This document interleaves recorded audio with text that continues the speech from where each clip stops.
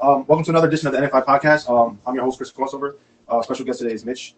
With me, as always, Yapper extraordinaire Marsh. You can follow him on all socials, Dad Dude Marsh. If you didn't know, we're officially on YouTube. The link is in the bio of this channel. Everybody, let's grow and let's continue to drop this content. So, introducing our first topic.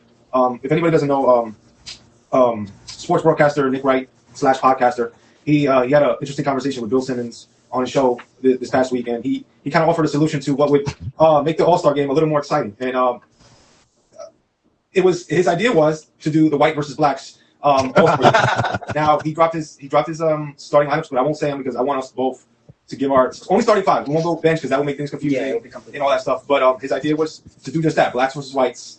Do a draft for the All-Star game. I'll start with asking you, Mark. Do you think that's a good idea? Would it bring it to a little excitement level? Absolutely not. I mean, here's the thing: if we under the Trump regime, it'll expose a lot of things that some Caucasians don't want to acknowledge. You know what I'm saying? And so I just think it will be all bad. Like, I know you guys have all seen the clip. I think I sent it to you earlier, Chris, where It's Always Sunny in Philadelphia, where they had the gym class and one dude picked all the black kids and the other guy picked all the white kids. He was like, "All right, now you guys go with all the losers." And they came and he was like, "Well, you can't do that." Like, making a point, like, you know what I mean? I don't think it would be a good idea, personally. Well, I personally think the whites have a shot. Yeah, right. Me and Mitch concocted a starting lineup for I'll start with the white players. Mitch, tell them from point guard to center, who do you have on the white? So hold on. I'm sorry to interrupt y'all, but being that I'm the lone black guy on it, shouldn't I give my all white starting five? We're doing whites and you're doing blacks. My God, this is good. Hold on. It's only fitting. No, let's not do that. You can list your whites, but we'll do that after you list your starting five, and we'll post conversation. We'll do that. But so you want me to list my blacks first, or you guys are gonna go first? You want to list your five blacks? Let them go first. Of today's NBA stars? It's 5 players. Only pick a starting five. Of today's NBA. NBA currently standing. All right, so I'll start with Jaylen Brown. A shooting guard. Let me see.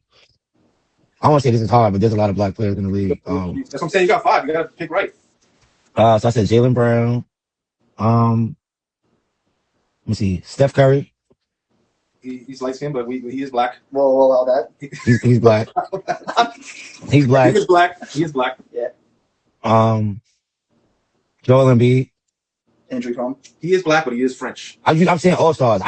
We're not questioning whether or not they're healthy. Now we just say my team. All right, so that's a good pick. But Embiid at center, Jaylen Brown at 2, and Steph Curry at the 1. That means you'll have your small forward position and your power forward. Let me see. Hi, Evan Mobley. Evan Mobley at the 4? At the 5. No. You said Embiid at the 4. At the 4. You're right. Now you got your small forward position. Okay. Katie.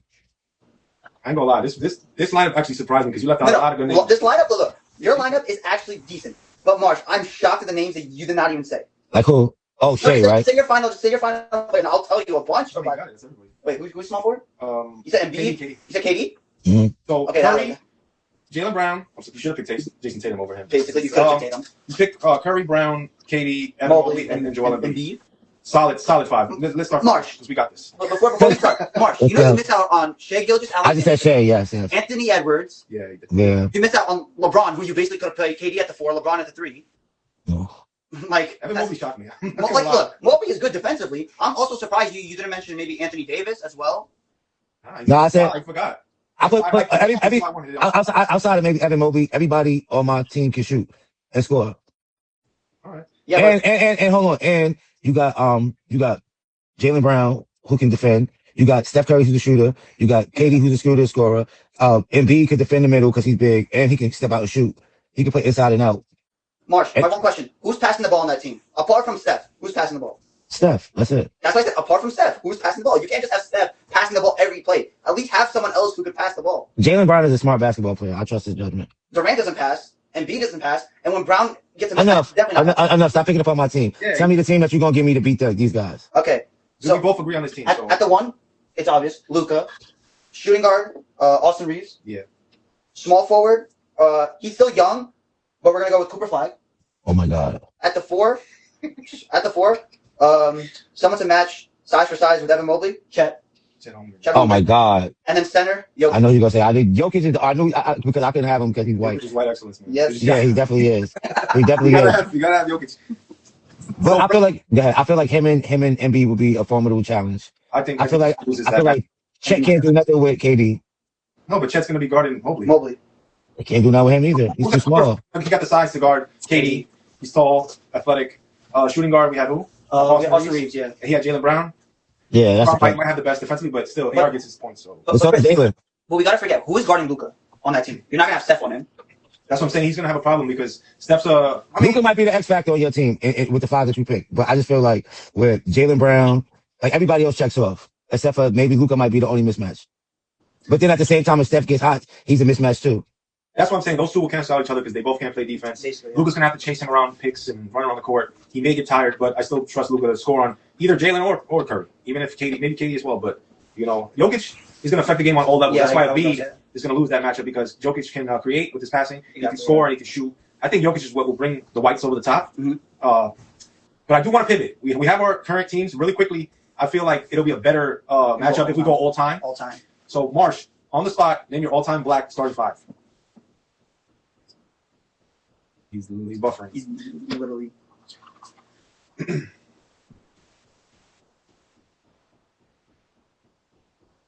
My all-time Black starting five, y'all wildin'. Y'all definitely gonna lose this one. You better get it right because you got to get it All right. right, now I got you right now. Michael Jordan, Kobe Bryant, LeBron James, Shaquille O'Neal, and Hakeem Olajuwon. No, wait. You cheating. You got two shooting guards. Okay, who's playing forward? Kobe? No, LeBron's playing at the 3. Then he got Shaq at the 4, and then he got Hakeem. No, I got Hakeem at the 4. Nah, and Shaq at the 5. Power forward. What? You said my all-time Black team. I'm just telling you. He never played power forward. It's He not could play power forward, but in 2K. Yeah, like if you're doing like some, you could put him at the 4, but he's not. All right. Charles Barkley. Oh damn. So who's point guard? Jordan. Mike.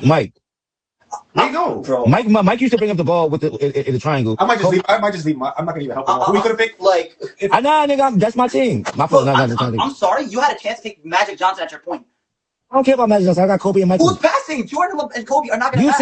You said my all-time starting five Black team, and I gave it to you. You're picking your all-time team, but also if they played against each other, look, that team that you just named will go crazy. Let him have it. It's his choice. Yeah. Now we might have to alter some things because he's picked all position players, playing everywhere. So No, but you made me switch up Olajuwon, so I put in Barkley. That's fine. Okay, fine. Charles Barkley. And LeBron at the small forward, and Shaq at the 5. Jesus. We're getting cooked. Go ahead. What was the team again?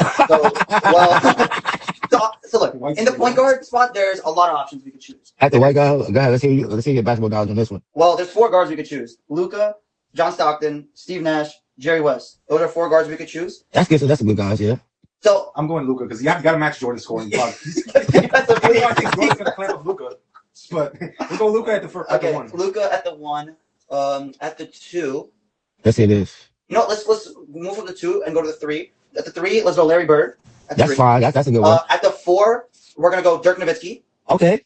No defense. The center spot, we're going Jokic. We're going Jokic again. Jokic. I like that. So the shooting guard is tough because you could have Jerry West as the 2 guard. You could do that. That would be a good one. Jerry West could play in the 2 guard spot. You could do that. Who's another white shooter? Yeah, I forgot Pistol Pete. Yeah, there's a lot of dudes. I never watched him play, but I use him in 2K, and he's like. Yeah, he can do anything on the field. He's a great passer, and he can score the basketball. The post that I set up to post earlier actually posted just now. But yeah, so Pistol P at the 2. Yeah, let's do Pistol P. So I feel like we need more shooting in there with Luka. Dan Marley. Who else? Marshall. If we're putting Dan Marley in our team, just don't forget he's gonna get cooked by Jordan even more. Dan Marley can shoot his ass off. He can shoot, but last time he played against Jordan, that did not look so good. Cool coach. Sabonis. There's a lot of white players. Yeah. There's for a big man. If Jokic you said at the 2 though, right?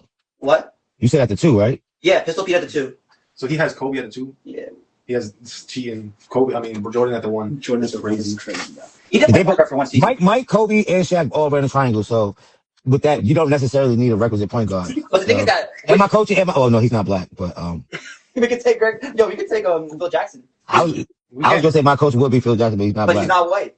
I mean, he's not Doc Rivers. No. Tyronn Lue. I don't know who I would pick a head coach. We won't really argue much. We'll leave it up to anybody who watches the clips and stuff to really dive into our picks and stuff like that. But let me ask y'all that. But with this conversation that we being had, do you think when it comes to sports like that matters, white and black, or do you think it's just players? Because Larry Bird was a bad white boy, so it's a lot of white people. There's very few white players that just transcended race, and like you could just look at them and be like they're just a bad, like they're a great ball player. I think Larry Bird was one of them. I think Dirk was another. Other than that, let's be real. The NBA is dominated by blacks, hands down. Just like baseball is dominated by Hispanics. Kind of like that thing. I think all across the board, hockey is white predominantly. So, but in terms of players who've transcended, where you just looked at them and be like, I just see pure basketball. There's not many whites other than shit.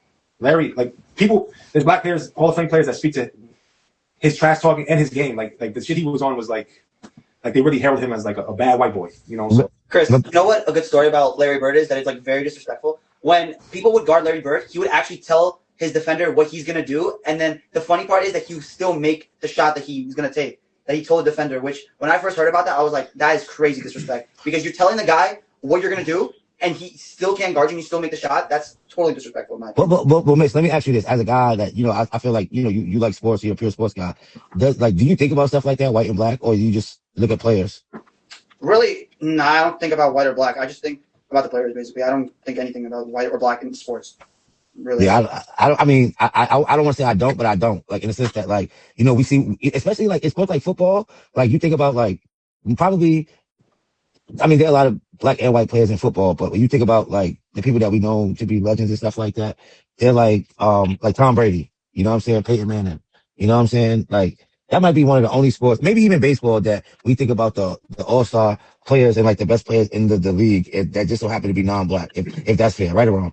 Yeah, I think if we look at it, if we're looking at the lens of sports through race, we're doing it a disservice, because at the end of the day, you watch everybody go on the court or field or whatever, the ice. You see them do their thing. These are just naturally gifted players from all walks of life, and this is why you watch the game. I mean, I think now that the race card has become a lot more prevalent, people are speaking to that. But I think nobody should watch the game and be like, oh, he's doing this because he's black, or he's doing this because he's white. Like, these are guys that master their craft. They practice. They've been doing this at a young age, and that's how you should look at it. Other than that, you're doing yourself a disservice. But I haven't watched the game in a long time either, so maybe I don't know. It's just.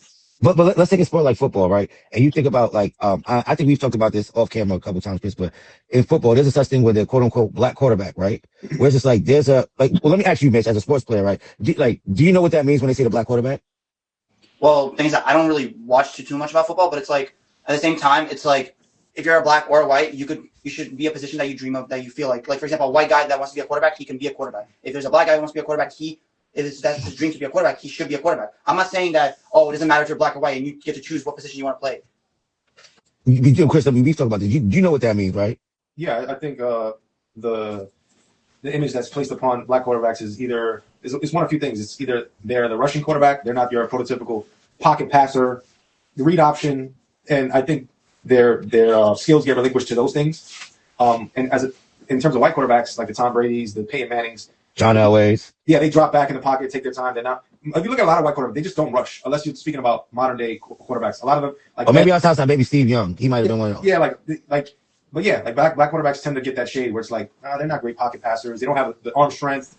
I know. I'll speak to one clear example is Lamar Jackson. I think a lot of people, when he came into the league, they kind of placed that restriction on him, like, he doesn't really have the arm strength. And as soon as he came to the league, he proved people wrong. He won MVP pretty early. He displayed his arm strength. He has pocket presence, and he can rush for 1,000 yards a season, probably. Like he's that kind of threat. And to speak earlier than that, you had the Colin Kaepernicks and the Cam Newtons. I need one better. All, but they tend to label them just that, and that's wrong, I think. But here's the funny thing: there was one quarterback in recent history that has gotten away with getting drafted, and actually, he won some games. And like he's not the quintessential white quarterback. He more so based off his skill set, the black quarterback, than he is the white. But he was still able to find his way in the league. Tim Tebow. No arm strength, but he was an athlete. He was a hell of a competitor and a hell of an athlete. And remember, like Skip Bayless used to be on his guy's team. Like, and to his point, like, I mean, I don't know. I mean, over time, if his career, you would consider him a starting quarterback. But, with that 1 year with Denver, I remember those days, Skip Bayless. He literally did a song and they remixed it. He said, all he does is win. Right. He went against the Steelers in the playoffs. He threw a bomb for the game winner in overtime. It was interesting to see because the things that they label black quarterbacks to have, the attributes, he was that, but in reverse, because he was white, but they questioned his arm strength. And even in college, he was more of a guy that just made plays. Right. He was a tackler, throwing the ball. He was a rusher. He was tough. He had grit. He was a winner. But when he came to the league, during his time in Denver, he kind of displayed he wasn't just that guy. I mean, granted, his career was kind of short-lived. It wasn't that long. But that's correct. That's one white quarterback that had the tables turned on him. So. Yeah, but I mean, it's just crazy how in certain sports, where it's just, I don't know, like, I mean, where it's just like Hispanics kind of dominate soccer and baseball, right? Well, yeah. White people kind of, I mean, they mix around and everything, but they're soccer too, baseball. hockey. I would say that the whites only really dominate hockey, and that's because I mean a lot of young kids, black kids don't play hockey. They don't really do that. And like the league is predominantly white. And even in every sport all around, there is some great white players, but they're not necessarily the focal point. I would say football that would be their respective sport, but even then, there's so many great black players. But it's too much race involved. But yeah, like And it's not even race. Sometimes I just feel like culture and dynamic because even think about it, we all grew up in the city, right? And like I don't know, or either one of you guys, if you guys ever your parents enrolled you into like organized sports like Little League baseball, like football, but it's just like growing up in the city in Brooklyn, like even you, Mitch, I think you go to hockey games, right? Yeah, I go to like maybe once every month to a hockey game with my parents. Right, but what I'm saying is just like growing up, like especially in Brooklyn, right? Like, did you ever say, "Dad, sign me up for hockey"? Or I don't think nobody. Nah, I don't think I never said that to my dad that I even wanted to play hockey. I think younger me, I feel like I always wanted to play soccer. That was right? definitely my sport before obviously I started playing basketball. So that's why I told my dad I would like to sign in for a soccer team. That's why. What about you, Chris? Like, did you play organized sports? Did you play baseball? You Hispanic? Or did you play baseball, bro? I didn't enroll in school sports and stuff. I played in or around the school, but I Like never. recreational? Yeah, recreational. Like I never had a thought of hockey. Like believe it or not, when I first started playing basketball, I was in the 6th grade, and what I would do is on the weekends I would be at the park all day. The park was up the block, and believe it or not, I would spend half the time playing handball. I mean that might be a Hispanic thing, but Yeah. I was amazed by that sport, and I got so into it that the nuances and stuff like that. But I would leave the handball court and go to the basketball. Basketball court was right outside. Mhm. Like handball, like I was into handball and basketball first. It wasn't even I played baseball recreational, like across the street was like a big empty parking lot. But other than that, hockey was never a thought. Even like I never thought to play baseball. I kind of gravitated to basketball more so. And I still think I can play, like recreationally. But me, I definitely play organized basketball because in my neighborhood, basketball is a big deal. Like when I say a big deal, like a big deal. Like that's what we did. I played organized football, but then I also played football in the neighborhood. And then I didn't play Little League baseball, but I played on like a team. Like they used to have this thing called the Peace Games, and we played softball. I played that one summer. That was cool. I was thinking about that shit today because I was listening to a song. Like y'all probably won't believe me, but I kind of sucked that year because I played softball. I was good at it, but I never played them when they was throwing like fastballs with the softball. Like that's a whole different dynamic. So anyway, Joe Bradley's he's acknowledging your Giants hat. He said he's a big Patriots fan. Shout out to God. that. Like I said, don't do that, bro. This is my younger cousin. All right, but he said he's a Patriots fan. Let's not do that, man. See, it's a contradiction. We're not talking about the Super Bowl, my dog. Oh yeah, let's not talk about that. I forgot about that stinker. We beat them twice. You know what I'm saying? But yeah, I'm just saying, like, based on like where you from in the city and where you come from, you play what's available to you and what's most popular. So I think like all of us, I think basketball probably is the best, our favorite sport growing up where we come from. You know what I mean? Yeah, for sure. Mm-hmm. Maybe because, like there wasn't like an ice rink available in a lot of places where like you would say like, "Mom, take me over there." Like I don't see people just get like that's something like you got to be used to skating. Like I've been ice skating before. I can never envision putting on gear on top of that, have a stick, and chase around this small little circular thing. Like that's a tough thing to do too. I acknowledge that as well, but like I ain't trying to play on. But if you live like upstate New York or like maybe Minnesota or Michigan where they have ponds and like hockey's kind of a thing where they're from, where like us we got a basketball court in like every 5-6 blocks, which is and all you need is one basketball, right? Yeah, basically, yeah. Like with baseball, everybody had to have a glove, you had to have a bat, a helmet. Not really helmets. Sometimes protection. Nah, we used to play two-hand touch, no helmets, man. I ain't talking about baseball. I'm saying we no helmets. I had friends that all had a glove and a bat. And right, basketball, football are the cheapest sports because you need one ball and you could play basketball 5-on-5, or you could play 21 with 1 million people. Or I don't know if you guys in Coney Island, we used to play Utah, which is like I play Utah, and if you tell anybody that now, they're like, "What?" Right. Like, yeah, Utah was by 5. Yeah, to 100. Yeah, you know what I'm saying. I could play Utah at 21. Yeah, but I don't know. You could that way, and the points were 10 points. I mean, right. Were 10 points. It used to get so deep. You could have like 50, like not literally 50, 20, 30 people. We used to play elimination Utah. We used to be like 25 before 50, so where like you had to get 50 to stick around. Before the last person to get 50 gets eliminated. So you get people. You know what I'm saying? So yeah, that's just the way we grew up playing sports. But it's cool. You want to pivot to the next subject? Is it the J. Cole Cam? Yeah, you want to talk about that? Yeah, you can stick around, but if not, yeah, you can stick around. Okay. All right. So it's been resurfaced that Cameron officially sued J. Cole for about $500,000. Something like that, yeah. $500,000. Now the details of the lawsuit pertain to pretty much Cam and J. Cole had an agreement. Cam did a few tracks on his project, and he even sampled. I mean, he even cleared a sample for J. Cole. And upon that was on the offseason. That was before this new one. It was the last album. And Cameron told him, look, when I put out the next project, just bless me with a feature or what have you. Or if not, I am starting this platform, which was it is what it is at the time, was very new. He said, just come on the pod. Now, that never came to fruition. J. Cole didn't provide a feature nor an appearance on the show, and a lot of time has passed since that agreement. And mind you, Cam would keep, hit him up a few times, time to time, like, yo, is you good or whatever. He's like, you want to come on the pod now? So this final effort was not just something he jumped out and did. It was something he made multiple efforts to see where he was at, where J. Cole was at with making an appearance or a feature. J. Cole, allegedly seemed to be giving him the runaround. It's like, I'll give him a little grace. I'll say J. Cole had a lot going on. The beef happened amidst of this time period, and Cam was saying, "Yo, come on the pod." I won't even bring up the beef on the line. But J. Cole, yeah, J. Cole said he said he didn't want to come on the pod and not talk about it. He said, "It's like I could do that, but I can't just go out there and not talk about it." So I believe that J. Cole got in his own head with just the time period and the beef or what so have you that made him a little more hesitant to do these things. But it now has led to Cam taking it to court for a $500,000 lawsuit. What are your thoughts on that?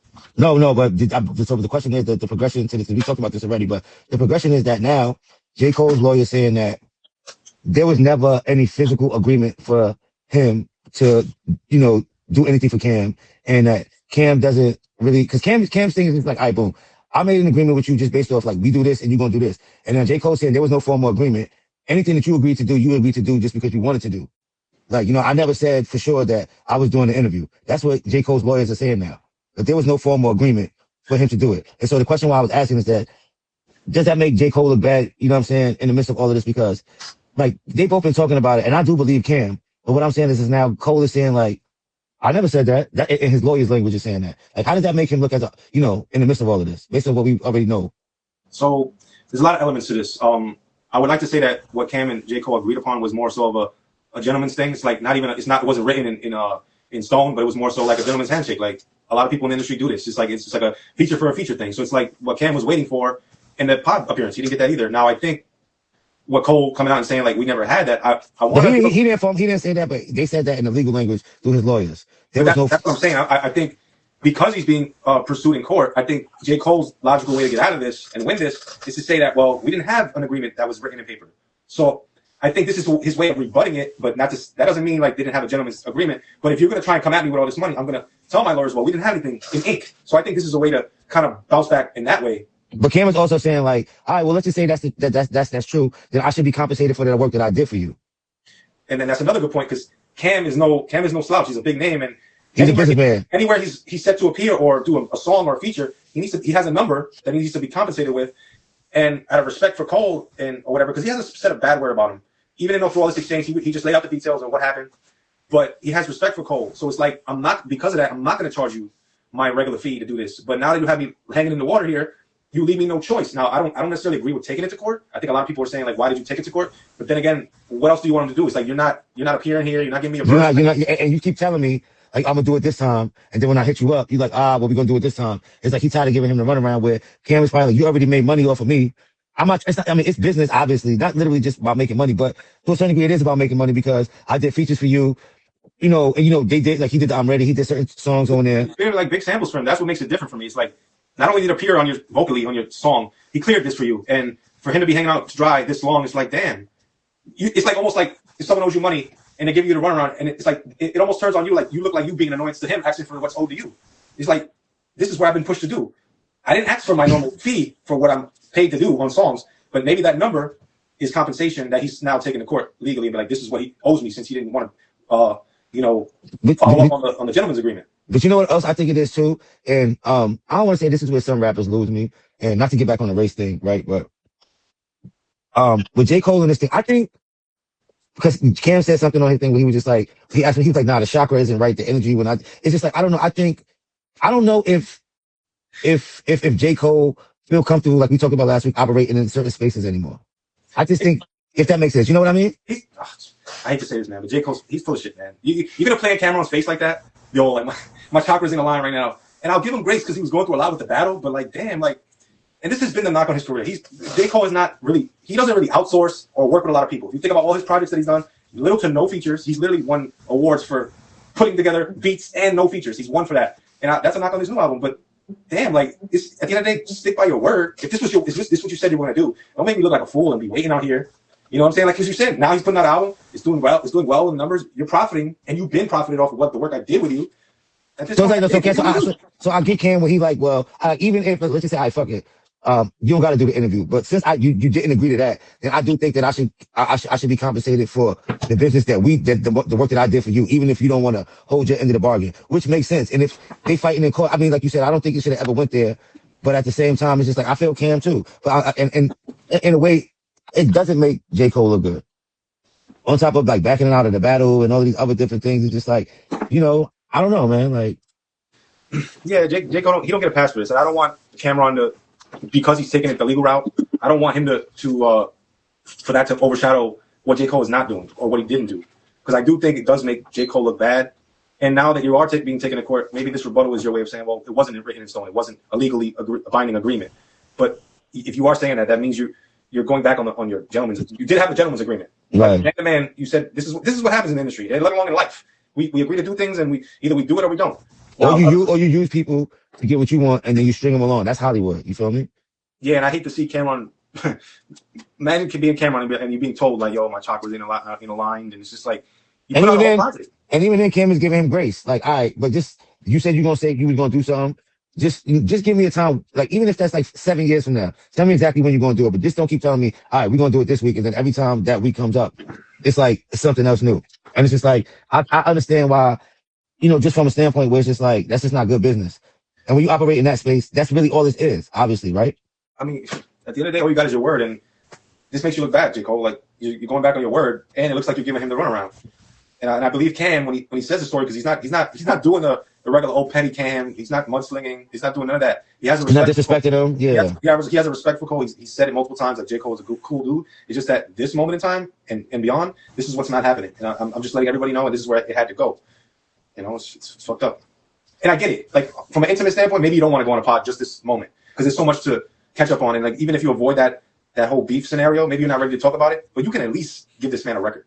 Give him a feature. You obviously put out 24 tracks. It's something that you can still execute, and you don't have to get on an intimate level behind cameras and all that and speak to the real life things that are going on. Give him a track. He's Cameron. But you know what he's also doing right now, right? Which is a good thing for him, right? And it's a good grassroots concept. Have you seen that? Now he's doing like yeah, boots on the ground. He's in the Civic. He's in Carolina.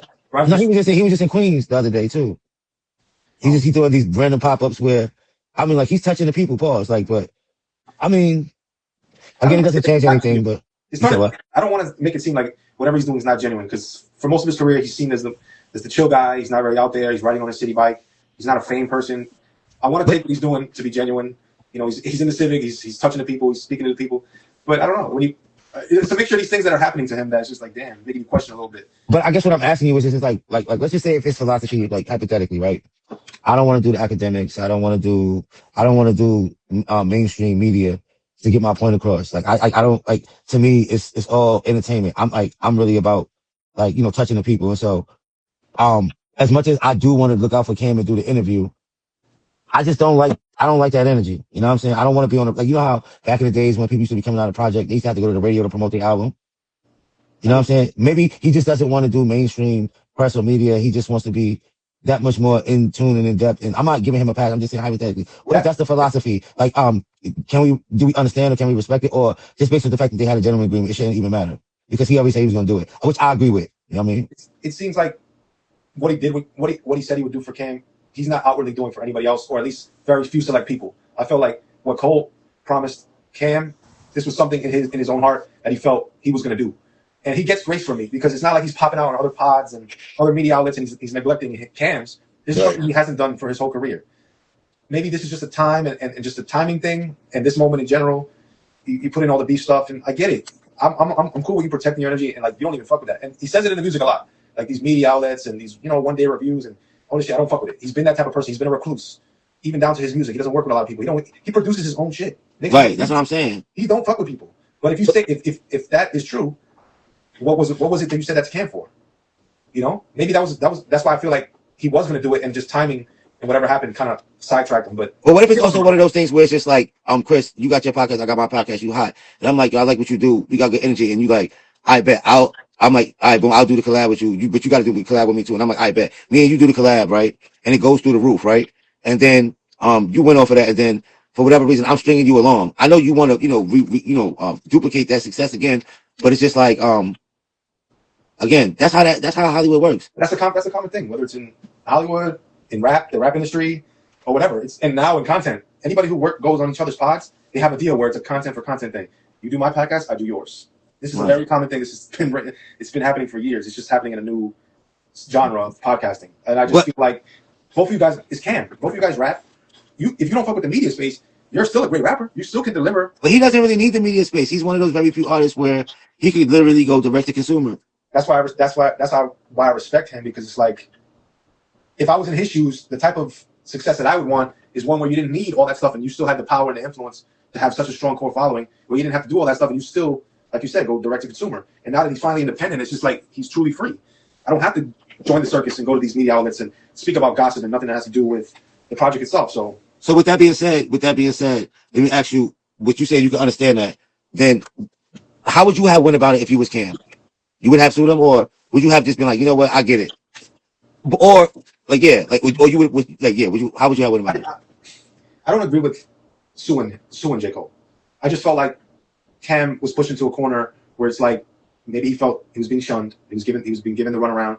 And it's like, okay, since you want to do that, I'm going to take you to court for what you should have paid me if I were to charge you. That's what I feel he's doing. I don't agree he should have sued him, but I don't know. I don't have an alternative or solution for you otherwise. What else can he do? Like, I'm going to just keep looking stupid hitting your phone and you're going to, not today, man. The sun rose and it was just fucking. Yeah, it's just not right. The energy ain't right. Yeah. Like, how long can you go on hearing that? What are other alternatives? Do you have any? Like, so it's like, it's tough. I mean, but what would you have done though? I would have had to get him on the phone, and I would speak to him directly and tell him. But you had him on the phone a million times, and he promised you everything, and he never came through. How many more conversations you gonna have with somebody like that? And I guess that's like if somebody owes you money, and they keep telling you, well, I ain't got it this week. I promise you I got you next week. I got you next week. After a while, it's just like, you got two choices. Either let it go, or it's like, all right, well, I'm gonna figure out a way to get my money. I mean, if they weren't both famous, I could see a world where Cam would get physical, right? Maybe take an alternative route, like, you painted me as a sucker. But I like to reference the Goodfellas, Bronx Tale movie, where he would chase around a kid. Every time he saw him, like, it was only $20. And then the mob boss would tell him, you just got rid of him for the rest of your life for $20. You just saved yourself the stress. Right. So there's that way to look at it, but I don't see a world where Cam is just like, you're not gonna just get away, right? You're not gonna get away with this. I feel already shunned, and like, but then again, I don't know. Do we look at Cam differently for taking it to court? But to your point, it's almost like, that's what I'm saying. Like, again, like he said, I bet I can respect you don't want to do the media thing. All right, so then pay me for the work that I did. One way I got to be compensated, because the whole idea was I would compensate. Your compensation for me would be doing the interview. But since that's not going to happen, then here's the invoice. That's true. Right? Which makes perfect sense. Yeah, he didn't ask you for a dollar amount. He didn't treat you as like some industry guy where he said, like, here's my invoice. This is the amount I get for a 16-bar verse. He didn't do none of that. He said simply, verse for a verse, or verse for a podcast appearance. Just do that for me. And along those lines, J. Cole agreed. So stick to your word. If I'm J. Cole, hit him off with something. I don't know. You know what, bro? Yeah, something. I don't know how much. Not $500,000, but pay him what you believe he's owed, because he is Cameron at the end of the day. He is a brand. He's not no slouch. He cleared this sample for you. He's a big name in rap. You obviously look up to him, where you felt you wanted that sample on your album, and you wanted that verse. So on a classic song, I'm ready. It's just like, you respect him. Come on, you respect him enough to find another solution. Be off with some bread. And before she went to court, and before J. Cole's lawyers had the posture, right, to say like, well, there was no written agreement. I just think that he should have just cut him a check, like you said. Like, you know what I mean? Yeah, that lets me wonder if that. It's not money. It can't be money, which is the problem. Yeah, I think this was Cam saying, like, I didn't want it to come to this, but you're gonna have to run me my bread now, because you're playing in my face. Right. And he's a professional brand now. He's a big name. Other than music, he's transitioned into podcasting. He's pretty big there. So you don't want to do this? You've left me no choice but to take it to court. And he created a moment for Cole with that record. You feel me? Yeah, it was a great album, and that set the tone. It was the first song. Come on, like, it's Cam's voice on the beginning of your intro. Come on, this is, man. He's a hip hop head. You gotta show him respect. He knew what he was doing as a producer. You know what I'm saying? He knew what he was gonna get from that whole situation based on having Cam on the record. You know what I mean? So, but yo, is any comments or? Nah, I don't think anybody's in here right now. These will make good clips though. So next thing, right? This week, I mean, it's kind of crazy. So obviously, there was some clips about Ja Rule being on the airplane with Uncle Murda and Tony Yayo, and them, having, I don't know if words exchanged. They was both in first class, like, and they said Ja Rule ended up, I don't know if he got moved his seat or whatever. He took another flight. What do we think about that, man? Oh man, my first initial thoughts were like, damn, this beef never ends. It's just like here they are years later, and then fate has it where obviously all three of these gentlemen will probably flying back home from doing like Super Bowl appearances or whatever that nature, and to have Tony Yayo and Uncle Murda sitting right behind you, maybe 2 rows behind Ja Rule, heckling you, it's like, damn, this shit is still alive and well. And there's 2 conflicting stories because what I believe what Tony Yayo put out or whatever the first initial clip that was out, it showed Ja Rule in his seat, and then boom, it kind of showed him not in his seat. So it he was painted in a way where he ran off that flight. But then a day later or whatever or so following after, it showed Ja Rule saying, "Let's get off this flight, let's run it." Like even on that flight, which I would advise them not to do because now you're going to be on a no flight list. You don't want that. These are gentlemen that make their money off of flying places and feed their families and traveling. Making appearances. Don't do that on a plane. Like just don't do it. And then there's the alternate narrative where it's like, oh, you were Ja Rule was barking to fight and all that stuff just so that he would get kicked off that plane. I don't agree with that either. But what do you think about it? In my humble opinion, it's ridiculous because they all rich, right? And it's like at this point, like you said, they all still making money off of entertainment, so to speak, right? Which means that they got to travel. And there's a good possibility in certain situations that you're going to run into certain people. Even though Yayo said that he hasn't run into Ja Rule forever. But I'm just saying, like, at this point, whatever happened in the past, but y'all all rich. Like, you know what I'm saying? You trying to go to jail over something, you know what I mean? That happened 20 years ago? And that's what, like, obviously there's details in this feud that have been happening for years. Obviously, rest in peace, Irv Gotti. He's no longer here. There might have been words. I mean, 50 held no punches, when Irv died, and he was pretty disrespectful in that. And not even that, but details of the feud back in the days. I'm pretty sure there was things that maybe where it's like the beef is up forever. We're never going to reconcile. We're never going to be buddies, and that shows years later on this plane. Now there was an interesting conversation had on the Joe Budden podcast I was watching. Joe made an interesting point. Uncle Murda wasn't a part of the original feud. Yeah, I was gonna say that. He wasn't in G Unit back in the heyday, and years later, here he is. He's in G Unit heavily. It seems to be the core group. It's Uncle Murda, Tony, and 50. Those are the guys now. Banks and Buck are no longer even around. But Joe was saying that Uncle Murda looks like a fool because you're inheriting a beef, and you were the alleged aggressor on the plane, screaming profanities or whatever he was saying. That Ja Rule was like, here you are. You weren't a part of the original thing. Was this a thing where he felt he needed to do because he's 50's man?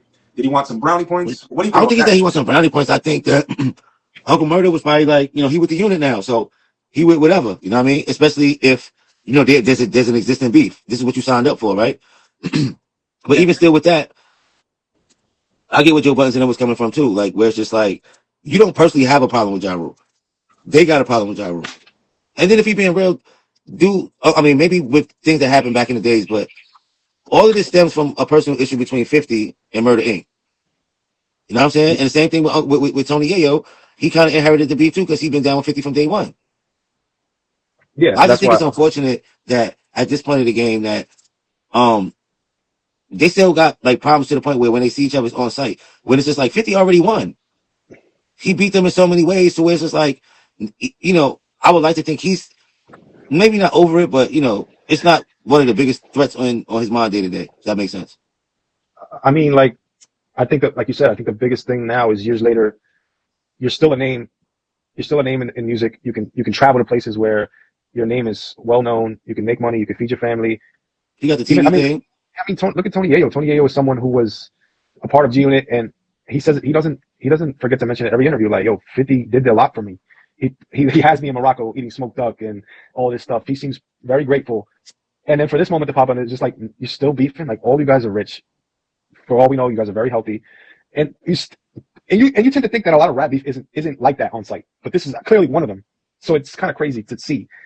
Imagine two of your ops being right behind you on a plane. I could picture that moment being pretty tense. Right, but and there's cameras around, and they're recording you too. So it's like, what am I going to do? Not yell and curse at you? No, but at the same time, I like to think that here's the thing: we both know that we both try to get home on this airplane, and like, all right, even if it's on site, like, all right, it's not gonna happen on the airplane. So you're saying like it's pretty much all theatrics at this point. We all know we don't, and that's what Tony A was telling Uncle Murda. Don't do this shit. We will be on a no flight list, and we won't be able to get no money. Do not even attempt to even. But Yeah. at the same time, Tony Yayo was the energy that Uncle Murder was exhibiting is the energy that Tony Yayo said he was feeling, but at the same time, understanding the assignment, let's not fuck this whole thing up for ourselves. So it's just like there's a certain level of theatrics there too, because if you like Uncle Murder with the shits, like he don't give a fuck where's going down. Like, you know what I'm saying? But then you got niggas like Yayo, like chill, bro. I feel the same way you do, but look, we want to still eat smoked duck, like you said in Morocco and all of that. We don't want to risk this. We want to be in. And he even said that. I think he did an interview with Vlad where, Yeah, like, already was on the interview. Yeah. yeah, and it's just like, I would then, if that's the case, then why even behave that way? And that confirms to me, like, everybody was being theatrical. Maybe Uncle Murder wasn't, because he had to be held and told to chill. But Tony Yayo also put on some theatrics. It's like, I'm not gonna risk anything by getting physical, but I'm also gonna show people that here's Ja Rule and he's an enemy of mine. I'm gonna make it look like I said something to him, that it wasn't just so pleasant. I don't know why I had to go there. You guys could have easily, because 50 has documented and said, I've been on planes with Ja Rule before. This never happened. You know, this is something where we know not to play in this area. Not on a plane.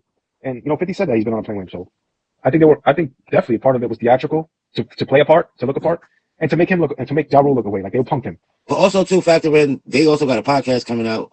I think they had their first episode this week.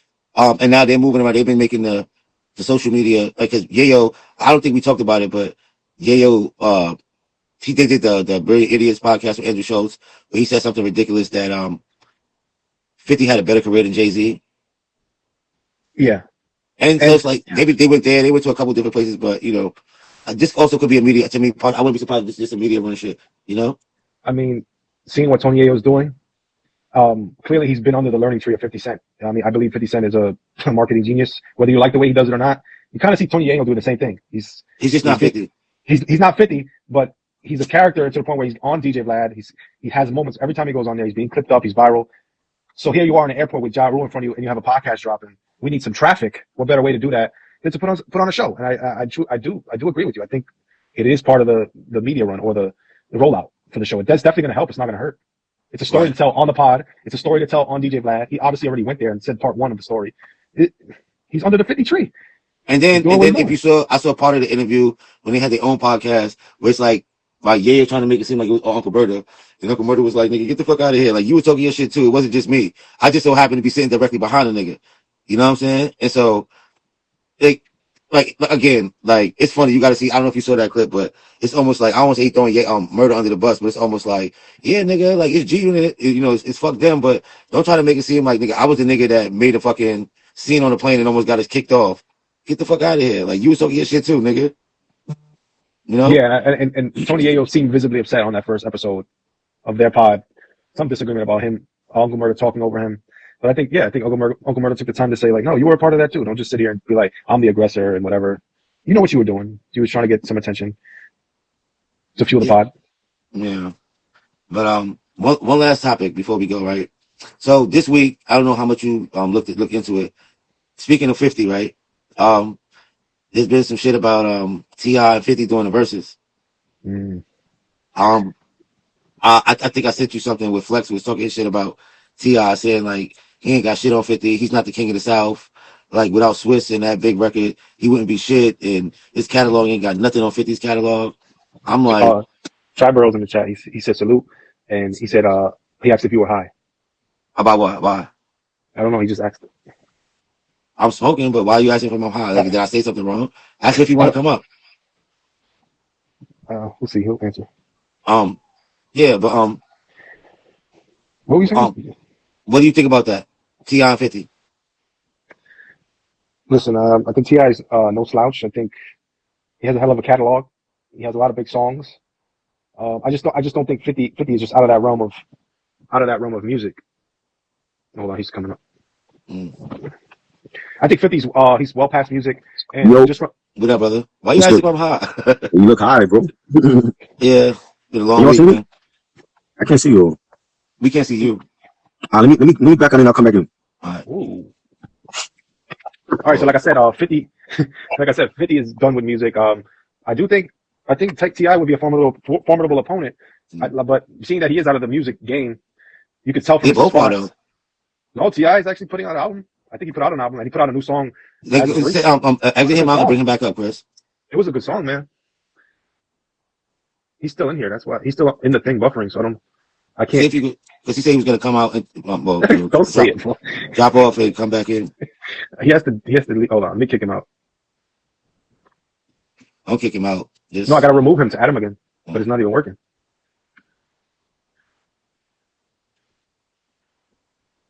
Yeah, it's just okay.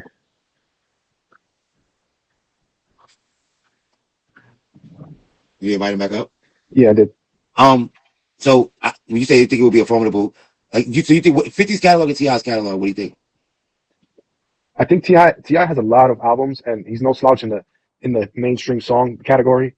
I would like to see it. I would like to see it. Obviously, 50 shunned him and immediately went to calling him a rat. I don't agree with that. Well, he did that before. You don't remember Yeah, earlier but- in his career? I forget what album it was, but 50 called him out on it. It was a song where he was saying that that's how T.I. got out. Where the last time where he got caught with all of those guns, he was like, "There's no way you get caught with that type of shit, and you got to do a year." You told on niggas. Bring tryout. I did. He said unable to join. Invite him again. Yeah, so this is not the first time he's called T.I. a rat. But do you think he should entertain it doing the verses, or is he by code he can't be to stand next to him because he knows he did what he did? I mean, I think it would be a good thing for hip hop because the verses is one of those things where it's just like we saw with Dipset and Deluxe. I think the Dipset could have had a better showing if they just executed better. It would have been a lot more like, oh, okay, you know what I'm saying? Even if D Block would have won regardless, but this is where you show and prove. You know what I'm saying? Yeah. Because it's like you think about it, there's certain artists that they make great records, but they can't perform. Who do you think would win? Who do you think would win? Out of 50 and T.I., I mean, because T.I. Give got a lot of good records too. Give me a score. It's 20 records. You know what it is? I'll be honest with you, bro. It depends on the records they play. I mean, you got T.I. got some songs. He got so do 50. He got Bring 'Em Out. He got ASAP. He got Motivation. He got Live Your Life with Rihanna. He got a lot of songs. What's the name of that song? Try request to join. I'm trying to invite you, but it's not working. What you know about that? Yeah, he got a lot of songs. Rubber Band Man. I'm telling you, 24s. 24s. He got a lot of songs. Like, which one? Fancy. Oh no, that's Drake's song, but he's on that. Are you fancy, huh? He could play. He's allowed to play features too, and he has a lot of those too. He got swagger like us. Come on, man. I think 50's ducking that smoke, man. I just think 50 think he's way bigger. Paul is way bigger than him. He's way bigger than Versus too. I think he believes that. Like, this is below me. This is like is he really though? He is. It's like playing in the big three. It's not. That's what it is to him. I want to try to come up so bad, man, Paul. It's like, because I want to talk about this shit. I know he got some insight. I would love to hear what he had to say about this. I know longevity wise, 50 probably didn't put out as many albums as T.I., but let me tell you, I think 50 Cent would win alone just off his first two, and he could easily go into his G Unit catalog. Those first two albums he can get 20 from combined, and he could go into his G Unit stuff. He could go into features, like George said, patiently waiting.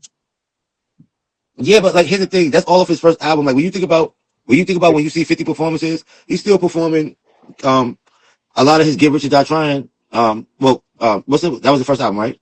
Yeah, it was. Those are a lot of his, and I'm like, yo, I think T.I. got a bigger catalog, but I just think like In the Club, Pimp, PIMP. A said Stunt 101. He got a lot of songs. I ain't gonna lie to you, bro. He got songs. All these people, tell them to come up so we can have a conversation. It's the last one though. I don't know whoever want to come up, man. I can't get trying here. I'm trying. I'm trying to get trying here. That shit posted 3 of the videos I was trying to post earlier. That's crazy. I gotta delete some. Nah, this is an interesting conversation. George said 50 knocks harder. Pause. I don't know. I feel like T.I. got some songs like that. 50. I prefer to listen to 50 though. I think 50's got strong. He's got a stronger, even though it's a shorter catalog. I feel like his first 2 are better than most of T.I.'s stuff. And it's unfair to say, but I think that's what I'm saying. Like Tri said in the comments, he said he think it would be very entertaining. I think so too. Because it's almost, to me, it's one of those. It's similar to the Dipset, D Block thing where they both got enough big records to go against each other and make it entertaining. But it also depends on the song list, the playlist that they come out with. Yeah, that's why like we could easily sit here as consumers and pick out 20 songs, but just imagine the pressure of these art like 50 and like they have to sit there and pick the perfect 20 songs. And like you said, I think the fault of Dipset was they weren't as organized as the Locks were. They didn't Right. have a solid game plan. They weren't in unison. Not only did the Locks beat them in like just with preparation, they were better showmen. They put on a better performance. Mhm. And a lot of people said Dipset was going to win. So that goes to show you still got to come in there and pick the right 20. You got to have the right stage presence because all this matters is winning the verses. Like, and I'll give you another example of this. And I don't know if people in the comments, tell me if y'all agree, but if you saw the DMX versus Snoop Dogg versus, Yeah, did that you was see in the that? studio. Yeah, it was in the studio. That's another one where I thought DMX could win. But It he just didn't happen that lost. way. I know it didn't happen that way. I don't see myself. Yeah, it shows like a buffering circle on you. We can hear you though. Hello? Oh my God. Yeah, that was another one too, where everybody just assumed that because DMX, probably most people might say that they like more DMX music, but then when it came down to playing the records, Snoop, you'd be like, oh, you was like, oh shit, I forgot about that. Oh shit, oh, you know what I mean? That's what I'm saying. You still got to go in there and execute it. You got to go in there and execute your list. And Hey, there you There you finally, go, brother. finally. Finally. Yeah. So Mark, I want to say, I think it's going to be a close battle, right? If it happened, because T.I. has a lot of big hits from his first 6 albums. When you go from, I'm Serious to Paper Trail, a lot of huge hits. Rubber Band Man, he had 24s, mhm. he had, what's the joint? Why You Wanna Live Your Life? That's another one, yeah. A lot of big joints, right? But if 50 go in his mixtape bag, right? Like from the No Mercy era, God's Plan, I think T.I. would lose those rounds. Maybe, but again, it's about the crowd though. So right, like if we play into the crowd, Mhm. that's where T.I. got a chance with a lot of those records. Okay, let me ask you, do they match up well though? That's another thing, the matchups. Yeah, Does 50 and absolutely. T.I. they match up well to you? Yeah, because here's the thing. I think T.I. is the better lyricist, right? Mhm. But you could argue that they're both great songwriters. Okay. Right? Yeah. So in that regard, you don't put them with the Jay and the Nas's and the lyricist lounge people, but Right. those guys were in their own right big artists. They Right. got big records. They had formidable careers to the point where, like, you can't say. I mean, obviously, I would say 50's a bigger artist, but then you could literally make the case that T.I. just as big T.I. because got a huge, and even the features, he got huge features too. and he's Yeah, in right. movies. He's Right. done things like that too. He's not a Right. director, but I mean, he's done movies like, you know. I mean, He- they can't play power up there. Like I feel like I want to see it because I feel like from a song to song, not a lot of people can garner 20 songs, right? I feel like T.I. Right. can do that easily. It would just be how we put it together and what songs he picked to go against 50. But like Tri said, I think when 50 goes into that G Unit bag and the features with Eminem and Yeah. you know all that stuff, it might get a little shaky for T.I. because T.I. has a lot of number one, not literal number one hits, but a lot of famous number one hits, like Right. cult wise. So he can match up with him. I think they should go in a big venue, a lot of people, and then this way you can get a crowd reaction, stage performance. But that's Like where that. T.I. kind of gained the edge. If you like to be like a concert venue, T.I. with the song that he could put up against 50, he's gonna get a lot of. Oh yeah, like I said, I keep bringing up. Like I said, Tri brought up the DMX and Snoop. Like I think most people would say that they would go with DMX over Snoop. But then once we heard the playlist, Snoop just kept hitting us with left, right. Oh, I forgot. You know what I'm saying? And it became something else. If that made sense, you know. I mean, Wait, let's not, T.I. Go ahead, Try. Gotcha. no, I was saying, let's not act like 50 just got one hit record. Like, In the Club is not his only hit. He has other hits. And even if he used that against T.I., T.I. has other big hits as well. Right. You know what I'm saying? Like, we're not going to downplay T.I. legacy to the South. At one point, arguably, you could say he was like king of the South. I feel like he has a 6-album run. You know what I'm saying? Anything after Paper Trail for me, it wasn't hitting the same. You know what I'm saying? And you got to think, a lot of those big albums like Urban Legend, Trap Music, King, even Paper Trail, he was like in and out of jail during that time. So it seemed like he made like his best stuff while he was incarcerated. You know what I'm saying? 50, he made his best music when he didn't hit television. Now that he's a big executive, he got big television shows, and he just opened up the G Unit studios in New Orleans. He's thinking TV. You know what I'm saying? But when in his music bag, in his mixtape bag, I think not too many people was messing with him. It was him and Weezy. You had Dipset, you had D Block that was on the mixtape, Fabulous on the mixtape run. They were doing it for the mixtapes. It was Weezy and 50. But from a mainstream crowd, not to say that people that know 50 don't listen to the mixtape bag, but again, if we put this in a mainstream crowd, right? I mean, I'm not saying no records don't work, but like I was telling Chris earlier, oftentimes when you see 50 performing, like his first few records is from Get Rich or Die Trying. Like he's still touring off those records. Yeah, but he had big hits on Massacre. He had big hits on Curtis. I Get Money. That's from Curtis. That's I a big get record. it, but I'm saying like if you like, all right. So let me ask you as a hip hop head, I think you probably seen the 50 set, right? You know what's crazy? I saw T.I., 50 Cent, DMX, and Snoop Dogg on the same show on a Master Ceremony in 2019, right? And everybody waited to see DMX. They waited to see him. Like everybody waited for his set. Like 50 Cent was a headliner and he was good, but everybody waited for DMX. And Snoop Dogg had a great set. Just coming from Cali all the way to Brooklyn, he killed it. He had strippers on the stage with him and everything. No, so what was 50 set? 50 did his set, like he did like the G-Unit, but the thing is, it didn't feel like, it wasn't G-Unit. It was like 50, he had Kid out there, he had Uncle Murder with him, he didn't have Yayo or Banks. You know what I'm saying? He did his usual mix. Yeah, he did his melody. He liked his melody hits. Like he ran through like he didn't do a lot of the mixtape stuff, but he did like I get money in the club, 21 questions. He did like those joints, right? But in his mixtape bag when he was hungry, I don't think T.I. would win those rounds because like T.I. had the mixtape stuff, but it wasn't impactful like the G-Unit mixtapes. Okay, I get it. Well, I think let me read some of the comments here because so George said. In the club blows any of T.I.'s songs out the water. Absolutely. That's not true. He said what song is better than T.I. got? Wait, let me read him. He said, Get Rich or Die Trying, all he has to do is play every song on the album and win. He says the next comment is, but nobody talks about T.I.'s albums in the masses realm. He said 50 is bigger to the masses. I agree with that. Even overseas, 50 is big. Pause. And then A asked if any of T.I.'s album went diamond. No. It don't have to go diamond for it to be good though. Like there's a lot of classic albums that don't go. There's a lot of classic albums that don't go platinum. You know what I'm saying? Like, we're not gonna make this a regional thing because I love T.I. and I'm from New York. I love T.I. I think he's still one of the best coming out of the South, during that time with Jeezy and Ludacris, Rick Ross. I always love this stuff. But he hasn't came out with classic material since Paper Trail. You said Rick Ross. He started clapping his head. What you said? No. Let's play a game. I'll throw out a 50 song and you rebut with a T.I. song. If in a potential versus setting, so I'll throw out a song and you have to be quick. Throw out a T.I. song that can match it or win. Okay. So, let's throw out In the Club. Is it a win, automatic win, or what? Do you have something to throw at? I think that's an automatic win. I think that's a win for 50. It's an automatic win, but I probably would throw about what you know about that. He lost that one. He probably would, but I'm just saying. All right, so how about PIMP? Why you want to act like that? Yeah, that or now see, I think Live Your Life you got to use in like the later rounds. That should be like late. It would have to be like either why you want to act like that or I think it's for hit. Yeah. Loss. You could just say it's a loss for T.I. I could go on to the next one. I say 2-0-2. Okay. How about What Up Gangsta? 20. I would say You Don't Know Me, man. The You Don't Know Me joint. Yeah. No, that's another. He's 0-3, bro. That's 0-3. He can still lose the early rounds and then come back in the later rounds though. Depending on what you're picking. Yeah. What's the intro song on the Get Rich song? It's not What Up Gangsta. It's the other one. Patiently Waiting, Many Men. No. Oh, yeah, all right, let's go with Many Men. Let's go with Many Men.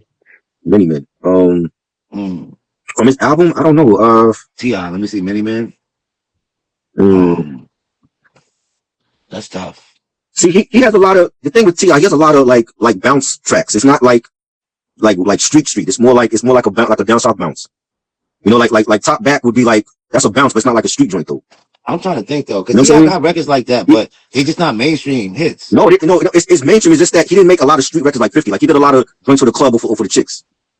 Damn, so he's 0-4? I'll give you. That's what I'm asking you. Is it a good record? Let me not put something so mainstream. And back, how about Gotta Make It to Heaven? You know that one? Yes. What's the T.I. song that can match that one? Yo, Get Rich or Die Trying is tough. Live Your Life. Let's give T.I. one. No, I would say Breathe Easy. I would say that one or Oh my God. You got like solid. See, the thing is, you got to really know T.I.'s catalog. You got like solid album cuts. Nah. You got to give me a song. But he's right though. I hear what you're saying too. But at the same time, if we talking about a verses where we trying to sway the crowd, right. I'm trying to and again like if T.I. put if he put on Swagger Like Us, what joint 50 got for Swagger Like Us? That might be one. He could play Patiently Waiting for that one. Get him out of here. Yeah, but it don't match up. That's what I'm saying. That's Patiently Waiting is more street. No, but he's saying big record. He's just saying record for record. Okay. Oh yeah. That's the thing. It's like it's a posse cut. It's not an individual. It's his song, but it's a posse cut. Right. Yeah, I mean, I get it, but I still think it would be more formidable than what we're saying. He's 0-5 right now because y'all not listening to nothing. Y'all seem. How about Don't Push Me by 50? Come on. You Don't Know Me. Yeah, You Don't Know Me. That's a round that you win. That's a round that T.I. win. You Don't Know Me versus Don't Push Me? Yeah. You Don't Know Me was that was a big record. ASAP. That was a big record. You Don't Know Me. All right. So T.I. is down 5-1. That's still debatable. How about If I Can't? I would put ASAP. I would put that against that. Rubber Band Man, I would use later though. That was a big hit for You Don't Know Me. Later. That's too early. I would say You Don't Know Me. Yeah. You see, for T.I. to have a shot, you see how you have to bring out these. I say You Don't Know Me. You Don't Know Me is a better record. It was a bigger record than If I Can't. Nah. You might have seen me in the streets, but homie, You Don't Know Me. Or you can use Big Things Poppin'.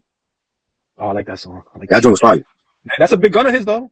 It is. T.I. got to order for him to survive. You got to bring out the big guns. That's where. Right. So that's 5-2. 5-2. All right. How about Like My Style by 50.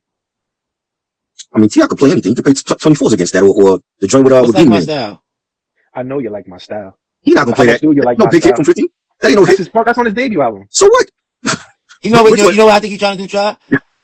It seems like he's playing a lot of songs from the first When album. you remember when you say I'm just going off the list here. hold up. When you say debut, you got to make it clear for people. Like you talking about Get Rich or Pot of Dollar? Because Pot of Dollar is his real debut. He ain't going back that far. That's his mixtape debut though.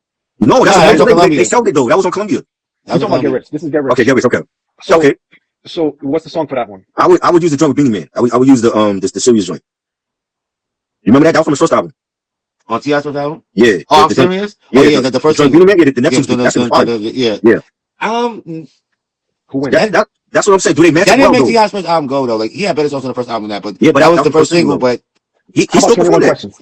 21 questions. I'm putting what's the joint? The joint he did you can have whatever you like. Whatever you like. I think you have to go. I think yeah, whatever you have to go. like. Yeah, whatever you like. Will be. I think it's that one or Live Your Life with Rihanna. That you have to Nah, No. it's too soon. No, you can't put that so early because that's one of the biggest records. That's a big song.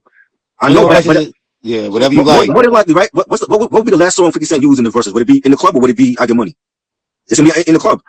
More than likely. Have to, I already said in the club, right? I know, but I'm saying like more than likely that song would be his last record that he used. no, but I think like I said, this is where it goes down to being a nail biter because now let's just say if we give whatever you like better than 21 questions, it's still 5-3 and it's 2 records. He still has the name I Get Money, right?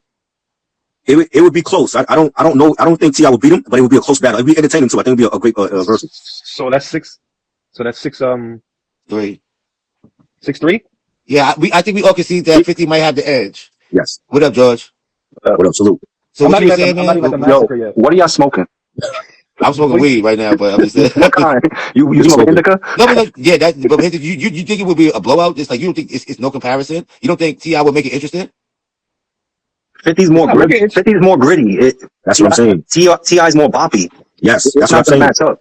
But I'm saying when you put them in like unless you put them in like I don't know if you had some hip hop judges where people that are like the aficionados and that's the judges, but you put these people like in the stadium and you know what I'm saying? You have to sway the crowd.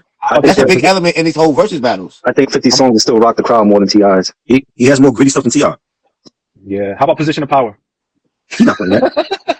That's on the massacre. I know, but you got like Candy Shop was on there. You had a music park. Candy Shop. Who's Candy Shop? Song Candy Shop. You got to bring out Rihanna for that one, right? Nah, it's too early for that. I mean, no, but we was already at 6-3, so it's 2 records left. But so if you have to use that, you would have to use Live Your Life against Candy Shop. I can see. Here's the thing. I can see 50 winning 10-7 or like 10-5. You know, whatever. Like right. I think it would be a lot more entertaining. It wouldn't just be like he would just smoke them. I don't think I got enough reach. Disco Inferno?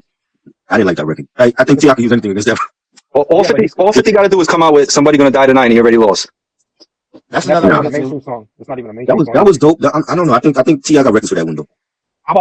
It's too tough. T.I. don't got tough songs like that. So hold on. So the initial question is like his first album, maybe. Yeah. So George, one of the initial questions is this something that 50 should not even entertain? It's like it's no competition. Yeah, I don't think he has to go with someone like his caliber. Like who's his caliber? Ja Rule. He would definitely beat Ja Rule. Yeah. Ja Rule got a better shot than T.I. I think. No, he doesn't. Nah. Come on, man. He didn't make gritty records either like that. I think 50 would have to go up against like Eminem. No. Eminem will win, but he's on par with that. Eminem don't got the big hits like 50 though, not the big records, mainstream records. If you play My Name Is, what does 50 play for My Name Is? Or for The Way I Am? He would have to bring out Wankster. No, but Eminem got Eminem got the gritty stuff too. Yeah, maybe Lil Wayne. Or Lil Wayne, yeah, Lil Wayne. Lil Wayne against 50. I think that's better. That's a better one. Yeah. I think Wayne might. Well, that would be formidable. Yeah. How about Piggy Bank? Oh my God! Now you just picking out records left and right. 50 won this shit. Come on. I'll be right. I'll give you that. You got the Hate It or Love It G-Unit remix. Yeah. Come on, like. What does he have? What does he have for that one? Right. God Gave Me the Style. Like he got ladies. He wouldn't play that in the verse. He got Guns Come Out just a little bit. It's a big song. Nah, 50 got that was a big record. That was a big record. But I'm just saying, I think it would be because, like I said, 50s. I guess I wouldn't put him in the Jay-Z, Nas category, legendary like that. But that's why I feel like, but T.I.'s career is not nothing to. He had a good career too. We can't sit here and say that T.I.'s like some BC level star artist in hip hop. But he's done a lot in the game too. T.I. needs to go against like a Rick Ross or like a Jeezy, somebody of his caliber, not 50. Because the sound don't match up well. I just like if he would have T.I. if he would have kept going with the vibes of the first, like Rubber Band Man and stuff like that, if he would have kept going with that kind of music, he would have matched up better with 50. But he went more mainstream, more boppy songs, more. Yeah. But that matters too because you can say the same thing about 50.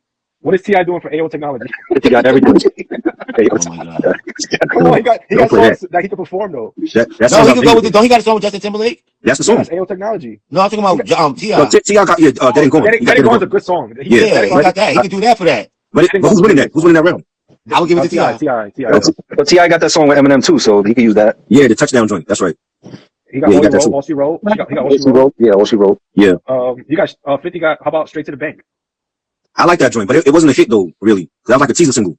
That was almost like I Get Money. That was like Yeah. same caliber song. And then T.I. he also got I Get Money. He got Amusement Park. Yeah. Even though Amusement Park is like low key, it was like Right. you know. So this is just something y'all don't think that 50 should have to entertain. Like he's No, small, it's good. head and shoulders. I think it would be entertaining, but I feel like their sound don't match up well with each other though. You got to get somebody that like the matchup is good. Like see, Dipset and the Lox, they match up well against each other. Yeah, The problem Did was they really though? they do, but the problem was Dipset didn't take the Lox seriously. Because I was picking Dipset to win. I feel like they got better music than the Lox, but it became Jadakiss show. Jadakiss performed the shit out of his song, so Yeah. that made it look more hard. But even still, I feel like where D Block, I mean, well, with Dipset underrated, D Block was like they made it seem like these dudes is like they not commercial, they underground niggas, and they reminded them like, yo, we was on J-Lo, we was on Bad Boy, like Right. they brought out those commercial hits Right. that they had, and that's what I'm saying. That kind of swayed the crowd too. That's what I'm saying. When you look at these audiences that they be having these verses, especially if it's in the stadium, it's not like everybody's not like a hip hop judge or it be us. Right. And certain records go over bigger than you think in person, if that makes sense. Right. Yeah, I agree. So that's why I think it might be a little bit closer than we actually think, if that makes sense. I think I know to your point, George, 50 got a plethora of bigger records, but 50 I just think 50 Cent in is person, like, anything can happen. he could do both sides of the fence. Like he could do the hood songs, and he could do the to the white people, like, and the softer. And I think that's why he wins. I mean, Stadium or just like in a small setting, I think he just wins like that. yeah. He got to use the features. Like he got a lot of features and remixes too. You got to use those. Yeah, I still think we all agree that 50 probably wins overall, but I just don't think that it will be a while. I don't think it's something Yeah, I don't think it'll be a just while. absolutely not entertained. I I think think it will be close. something good for the people to Yeah, because I think versus is a good thing, Yeah. T.I. got good songs, so it's not like it's just like, oh, what the hell is this? It's like, Right. oh, I remember that. Like, Right. it's not going to be like, but 50 Cent's going to get the nod.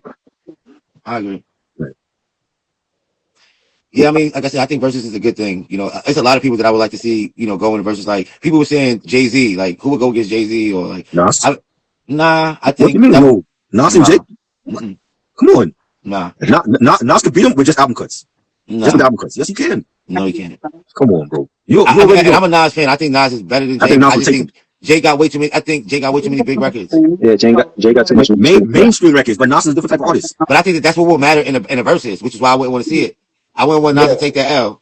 Nas Jay-Z has album cuts as well. is more like underground, if you could see it. If He you got say big I records too, but I don't think it would go over good in a versus. Not as much as who would you Jay-Z. put against Jay-Z then? Would you put T.I. against I Jay-Z? would put 50 Cent. I would put 50 Cent against Jay-Z. That would be a good one. Yeah, that'd be good one. What you Drake's think, beating Chris? everybody. Who? Drake's beating everybody. What about Drake and Jay? Drake and Drake's beating him. Nah. Nah, that would be something to I see. don't know. I think he has more. He got more mainstream songs, and he can compete album cut wise too. Drake did like dance songs too. Like Jay don't got no dance songs, so But Jay got. What you mean? If he's doing dance songs. I'm talking like the EDM Beyonce shit. joints.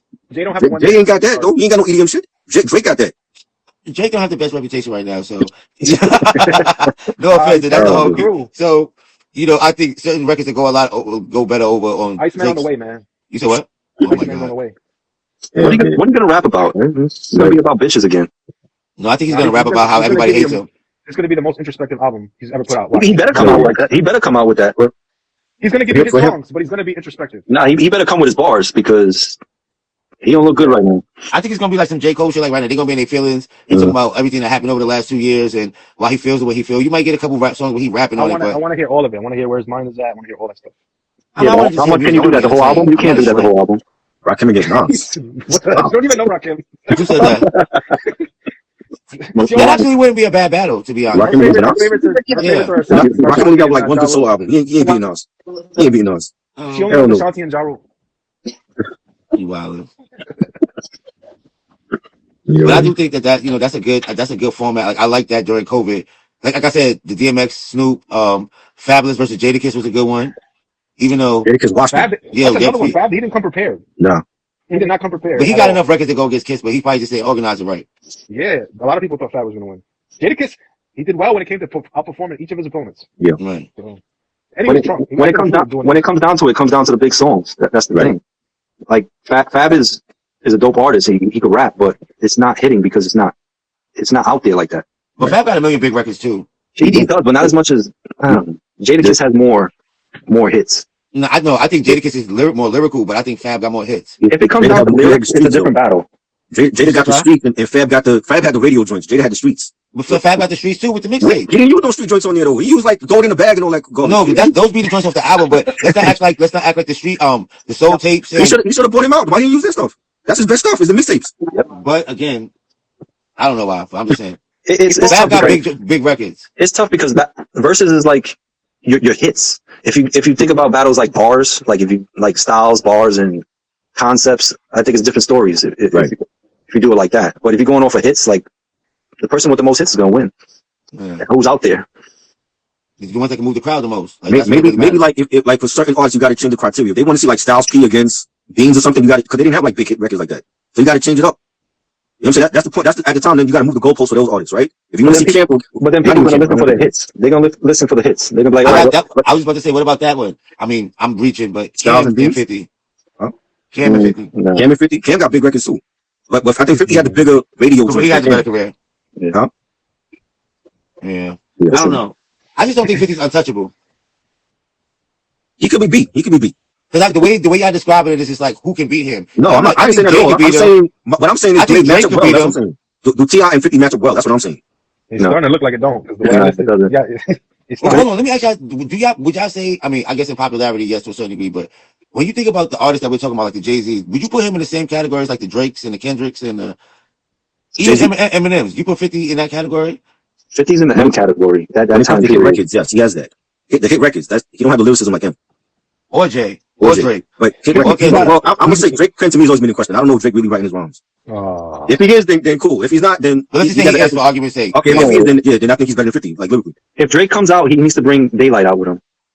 Okay. Daylight I agree. sucks. What do you mean his pen? Daylight's the one that's writing his rhymes. His whole No, rhymes down. bro. he Daylight just did stinks. from time to time, but anyway, I'm just saying, like, the way this conversation is going, it's like y'all saying, like, if we going with hits, nobody can beat 50. I'm like, No, but they go by hit records. Like that, they had Ludacris against Nelly. That was all hit records. they right? went against each other? Yeah, Who won? Ludacris? Ludacris beat him. That makes sense. And Nelly was Whoever's drunk in his purchasing a basement, right? ticket, whoever's purchasing a ticket to go see them, they're only going to recognize the hits. So Right. So they're not going to know the album cuts, especially the newer fan. They're just going to listen for the in the clubs. They're not going to listen to fucking whatever album cut of T.I. or whatever it is. They're going to recognize the songs that are recognized everywhere around the world. And he can go overseas anywhere. They know his name, 50. That's how big he is, boss. Right. But yeah, They still he's selling not a out. bad rapper either. He's not a bad rapper either. He's not a great one, but he's not a bad one either. Not a bad one. And he's He can make versatile. hit He can make records. songs. He can make Yes. songs. Great songwriter. He's a great songwriter, not a lyricist. He's not a slouch of a rapper, and he's mainstream, and he's gritty. He got everything. So it's hard to go against Right. him. Listen, if you put 50, if it was like really judging them, if you put 50 against anybody that has technical bars and stuff like that, he loses to mostly everyone. Yeah. Right. It's If it's just based off of that. just based on bars. Like, Yeah. Right. He wasn't even the best in G Unit, but you know. Right. Lloyd Banks, best rapper in there. Yep. I agree. yeah, he was the lyricist. Absolutely. I think that who said that? I saw that podcast. It would be like Banks against somebody, like Banks against. Oh, they Fab. said Banks and Fab. Yeah. Fab, Yeah, that's that gonna be a would good battle. topic. Who y'all think comes out? I I got think Banks. Fab. I think Banks. Yeah. You think Banks wins the versus Yeah. between him and Fab? Yeah. Really? Yeah. I don't know. If we going for street joints, I think Banks got it. I think he's a better lyricist than him.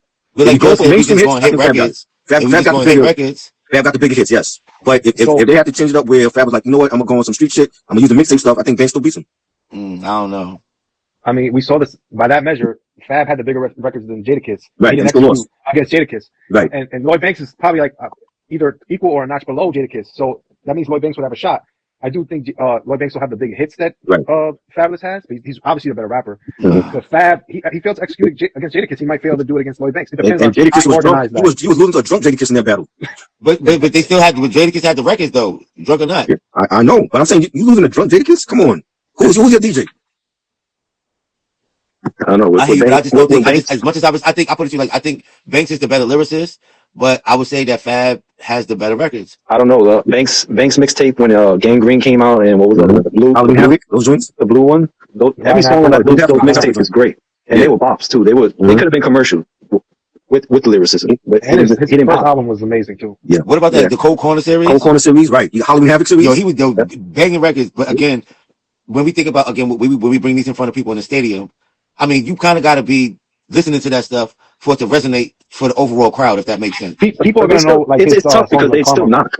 Those They songs do. still knock. Like even if you don't know them, the way they sounded back then with the lyricism, it might go. It might sway people. Like, oh, this shit sound hard. But Fab got those records too. That what's that? The one with Red Cap? Y'all don't want to hear me now. The song he got with Kiss, the Hope. Like Fab got like that whole Soul Tape series. Like, what was the other one that they turned in the album? I forget off the top of my head. But Freddy versus Jason. You had that one. no, That album? the by himself. I forget it was. Summertime Shootouts. You had that. Yeah, And, that those. There was Yeah, no competition. That series. yeah, that's it. There was no But he competition. didn't use that against Jadakiss though. That's the thing. So He if thought we he want to was go gonna win, mixtapes, he got a formidable mixtape resume too compared to Right. Banks. That's my point. But he got to use those records though against Banks. Yeah, Use that he mixtape series. He's got to make it sound good with them. That's what it is. So I don't think, like I Yeah. said, like you guys said, it's Banks. I'm like, nah, Fab got those too. Lloyd Banks is gonna pull out Karma. He's gonna pull out I'm so fly. I'm So Fly. He's gonna what's the Cake. You got Warriors. Emo Benzabilli's his song, right? Yes, you got that. Hands Hands Up. Up. Right. He probably put up hands up. Yeah, you Karma. got that. Did I say Karma already? Yeah, Karma. Right. Playboy. He got joints. Playboy. I still think overall, if you put them in the stadium, Fab wins. We'll see. Yeah, he's from Brooklyn. I seen him live. He didn't get a good set though. And he was in Fab is not a some great performer, but he got those records. What about the He Lama played Rita the records, record? He pulled that out.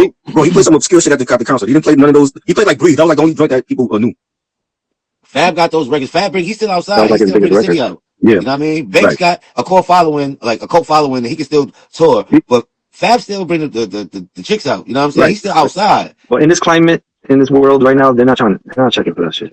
Yes, they are. They are checking for Fab more than they are for Banks right now. He would Not, have not to. the masses though. That's like the real hip hop heads. Like they checking for that. But majority is not looking for good music like that. Actually conscious and lyrical, and they ain't looking for that anymore. I hear Banks is putting out his best stuff now. For him to beat Banks, he had to use Breathe like for the last round. Like that's the knockout punch. He used Breathe. He wouldn't even have to use that. He would. His mixtapes is good, but he would lose to Banks right now. He would lose to Banks right now. Banks' first album was like Get Rich or Die Banks Trying. make better albums than him. Yeah, I'm just saying. I just think Fab got too many. Breathe wouldn't even be.